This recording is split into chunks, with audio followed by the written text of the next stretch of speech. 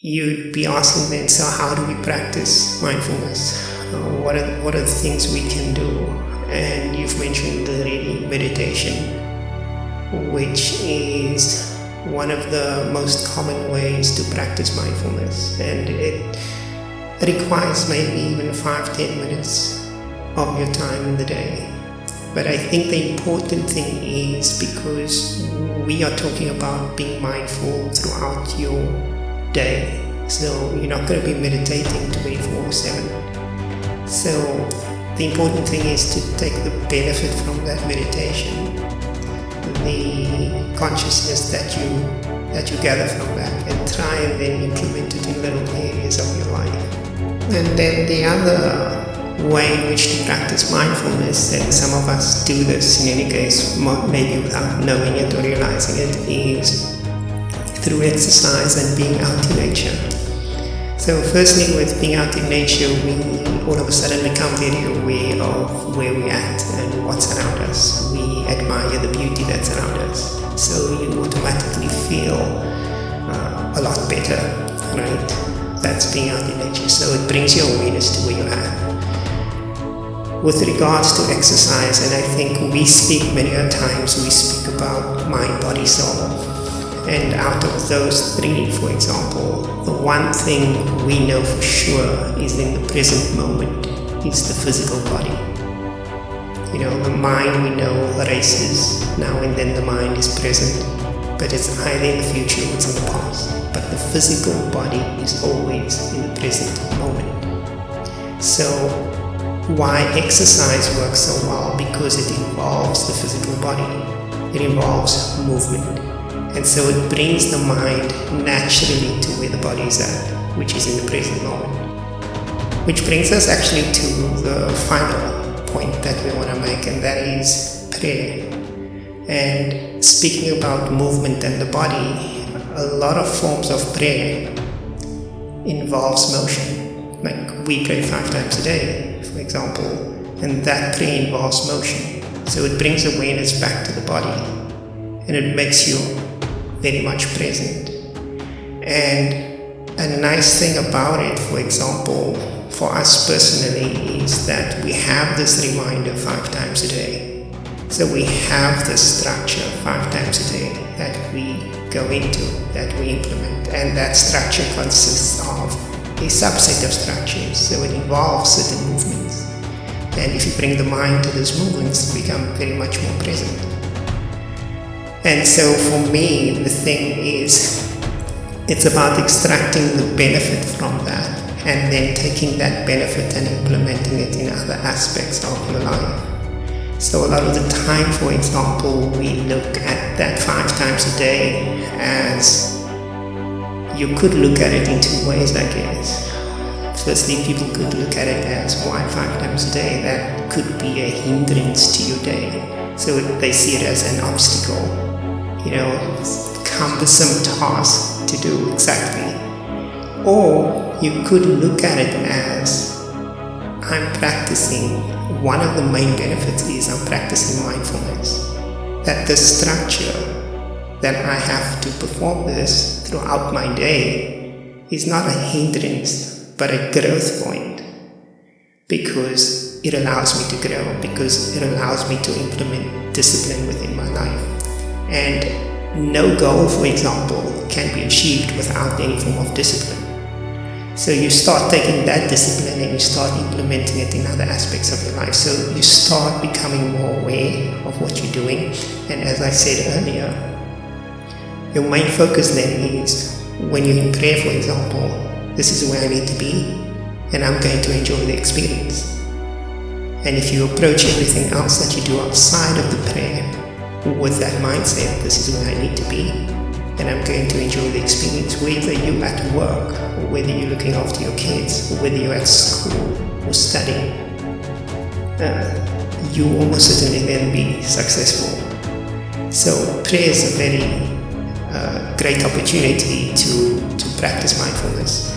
Even like right now, for example, and this is an interesting one because we're fasting, for example, and it's a religious fast. But this one involves the absence of an act if you know what I'm saying. There's the absence of eating, but still it involves the body. And so you still bring your awareness to your body, and you become mindful, not just of the fact that you're not eating, but the fact that I need to speak to someone in a decent manner. I need to be kind. I can't be too hard on an individual. You start watching the manner in which you speak, or you start being more aware of your behavior. So it's all mindfulness, really. And I know, for example, the way I look at this is that when we speak about personal development, we're speaking about the following areas, which is your psychological development, your social development, emotional development, physical development, and then spiritual development. Now, with physical development, for example, we know we need to eat that food in order to develop ourselves physically. We need to eat healthy food in order to develop ourselves physically. So we won't go without it. So, for example, prayer to me is the spiritual food that we can't go without. So if I decide I don't want to eat tomorrow, I'm going to start feeling the effects of it. If I decide I'm going to continue not to eat for the rest of my life, that's going to be fatal. There will be nothing left physically.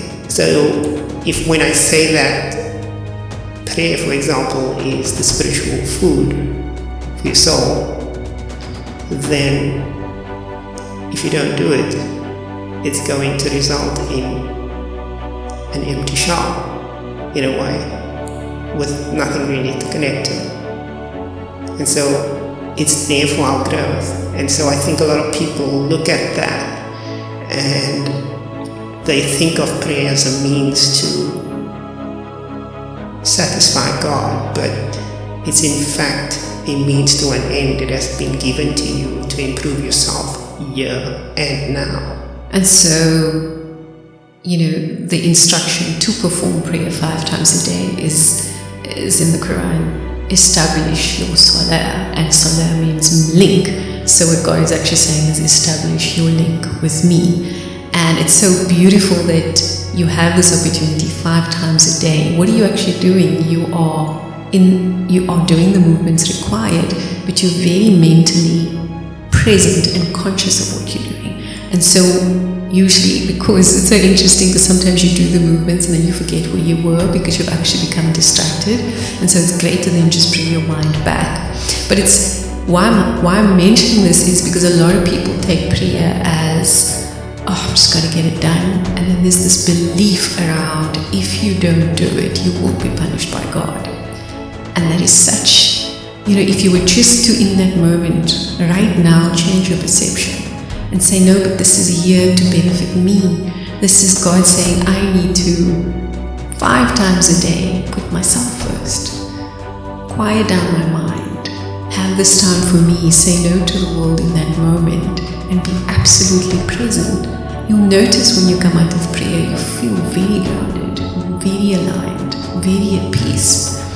And for people that don't, I met a beautiful lady once, and we were actually on a plane back to Cape Town, and we were just comparing, what we're actually doing in terms of our mindful practice. And she says, oh, you pray 5 times a day, and she's obviously not Muslim, she's from the Christian faith, and she says, interestingly enough, there's 5 times a day that I take to just quiet my mind and meditate for 10 minutes. And I thought it's so beautiful that her own internal clock has advised her to do this for her own benefit.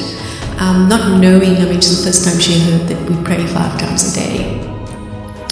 And so for me, it's really important, whether it's prayer, whether it's meditating every day, whether it's establishing a very mindful practice throughout your day, it all benefits you for your own well-being.